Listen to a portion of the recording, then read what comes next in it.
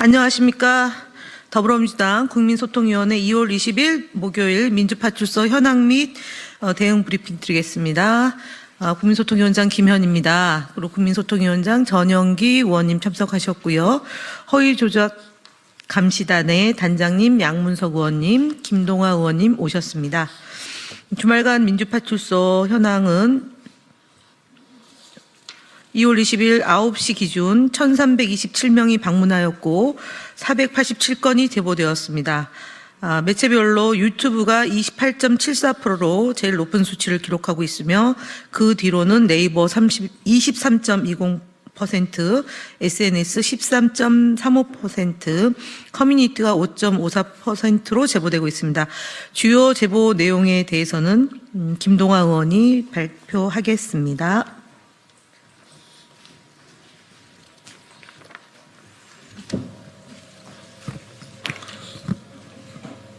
네, 민주파출소 주요 제보 내용 보고 드리겠습니다. 처음으로 북한의 지령으로 윤석열 대통령을 암살하려고 한다는 구체적 음모론이 윤석열 대통령 암살 플랜 D라는 이미지 등을 통해 트위터, 네이버 등에서 더욱 구체적이고 조직적으로 유포되고 있다는 제보가 있었습니다. 이와 관련하여 우원식 대통령 임종 가능성 언급, 지령 축축 등의 이미지를 통해 윤석열 대통령 암살에 관한 의혹 글 및 이미지가 게시되고 있고 이러한 내용들이 제보되고 있습니다. 다음으로 공수처 관련 허위사실이 네이버 등을 통해 유포되고 있다는 제보도 있었습니다. 김계리 변호사가 페이스북을 통해 업로드한 민노총 간첩사건 공소장 내용 중 공수처 설치와 관련된 부분을 캡처하여 공수처 설치도 북조선 지령이었다는 허위 사실의 글이 유포되고 있습니다. 이러한 제보를 바탕으로 적극 대응한 결과 우리 민주파출소 출범 이후 네이버 등 국내 포털 플랫폼 관련 제보 건수가 감소하고 국내 주요 커뮤니티에서의 허위조작 정보 유통 범위가 축소되는 등 허위조작 정보 유포 세력의 활동이 위축되는 효과가 나타나고 있습니다. 그러나 유튜브, 트위터 X, 인스타, 스레드 등 익명성이 보장되는 해외 기반 SNS 플랫폼을 통한 유포 사례가 증가하고 있는 것으로 확인되며 이는 국내 플랫폼이 수사기관 요청 시 계정 정보 제공 등 법적 대응이 신속하게 이루어지는 반면 해외 플랫폼에서는 이에 대한 대응이 상대적으로 어려운 점 등을 악용하려는 움직임으로 분석됩니다. 이에 따라 향후 민주파출소는 해외 플랫폼에 대한 모니터링을 강화하고 대응 체계를 마련하는 한편 해외 기반 허위 조작 정보 유포 계정에 대한 집중 감시 및 법적 조치를 검토할 필요가 있습니다. 또한 해외 플랫폼과 연계해서 허위 조작 정보가 유통되지 않는 채널을 구축해서 우리 허위 조작 정보가 해외 플랫폼을 통해서 유통되는 일이 없도록 만전을 기하도록 하겠습니다. 다음으로 주요 대응 현황입니다. 네, 국민소통위원회 주요 대응 현황을 말씀드리겠습니다.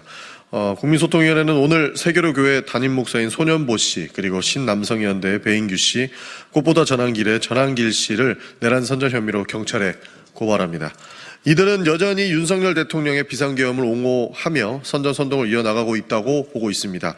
그 결과 119 서부지법 폭동으로 이어지는 만큼 법에 따른 단호한 처벌이 필요하지 않나 하는 판단을 하고 있습니다. 그리고 국민의힘 거짓말 시리즈 18번째 발표를 드리도록 하겠습니다. 윤석열 대통령은 국회의원 체포 지시 의혹을 강하게 부인했지만 검찰 조사와 핵심 지인들의 진술은 이를 정면으로 반박하고 있습니다. 조지호 경찰청장은 검찰에서 윤 대통령이 6차례 전화해 국회의원 체포를 지시했다고 진술했습니다. 그는 첫 통화에서 국회의원들을 다 잡아 체포해 라고 말했고 이후 통화도 같은 내용이었다. 대통령은 격앙된 목소리로 체포를 지시했다고 밝혔습니다.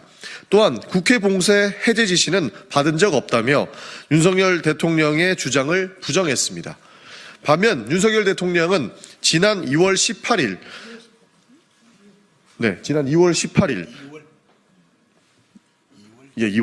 제 발음이 이상했나요? 반면 윤석열 대통령은 지난 2월 18일 탄핵 심판 변론에서 그런 지시는 없었다고 주장했습니다. 하지만 검찰은 군 관계자들이 국회 투입을 사전에 알고 있었다는 정황이 담긴 통화 녹취를 확보했습니다. 결국 대통령의 해명은 검찰 조사 내용과 명백히 충돌합니다.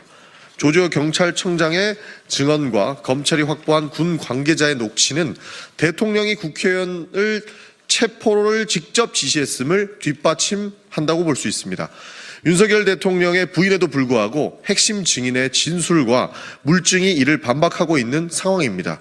단순한 기억의 착오가 아니라 국회의 기능을 정지시키려는 명령이 실제로 존재했는지에 대한 법적, 정치적 판단이 필요한 사안입니다. 국민 여러분들께서는 객관적 사실을 바탕으로 현 상황을 냉철히 판단해 주시기를 바랍니다. 국민의힘 거짓말 시리즈 19번째 발표를 드리겠습니다. 최근 2월 16일 국민의힘 신동욱 수석 대변인은 이재명 더불어민주당 대표를 겨냥해 검사 사칭 주장을 재차 꺼내들었습니다. 하지만 이는 이미 법원 판결로 사실관계가 분명해진 사안을 왜곡한 것입니다. 2002년 이른바 검사 사칭 사건은 PD가 취재 과정에서 검사 행세를 하면서 벌어진 일입니다. 법원 역시 이 대표가 검사 사칭을 직접 지시한 적 없다고 판단했지만 취재에 관여한 정황을 근거로 공모 혐의를 인정해 벌금형을 확정했습니다. 즉, 이 대표가 실제로 검사를 사칭한 적은 없었다라는 뜻입니다. 그럼에도 국민의힘은 마치 이 대표가 검사를 사칭한 것처럼 프레임을 만들고 있습니다. 특히 2018년 지방선거 과정에서 허위사실 공표 혐의로 기소되었다가 무죄 판결을 받은 사안과 2024년 위증교사 혐의 사건 또한 무죄가 선고되었음에도 불구하고 이미 종결된 사건을 다시 거론하며 검사 사칭이라는 낙인을 찍고 있습니다.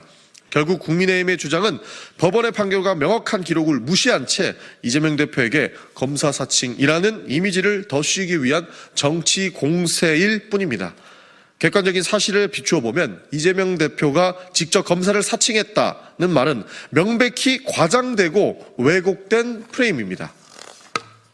국민 여러분들께서는 이미 사실관계가 드러난 사안을 다시 끄집어내는 정치적 의도를 분별하시고 객관적 사실을 바탕으로 상황을 냉철히 판단해 주시기를 바랍니다. TV조선 앵커 출신 신동욱의 검사 사칭 이야기는 TV조선의 기본적인 본질과 TV조선을 떠났다 하더라도 거짓말하고 왜곡하고 가짜뉴스 살포에 이미 깊게 맞들인 신동욱의 본질을 보여줬던 것입니다.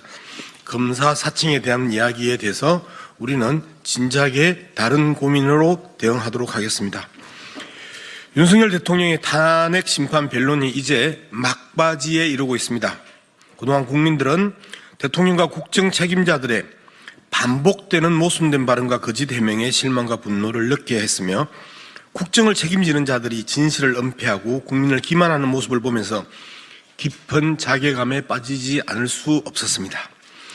이제라도 더 이상 국민들에게 실망과 혼란을 안겨주지 말고 최소한의 도리로서 진실을 말해야 합니다. 권력을 가진 자들이 법과 국민의 신뢰 위에 군림하려 해서는 안 됩니다. 진실된 태도로 사실만을 밝히고 책임 있는 자세로 역사와 국민 앞에 서기를 강력히 촉구합니다. 국민들은 모든 과정을 지켜보고 있습니다. 거짓으로 위기를 모면하려는 시도는 결국 더욱 큰 심판을 부를 뿐입니다. 윤석열 대통령과 관련 인사들은 더 이상의 회피와 변명 없이 오직 진실된 마음으로 사실을 있는 그대로 밝히기를 촉구합니다. 고맙습니다.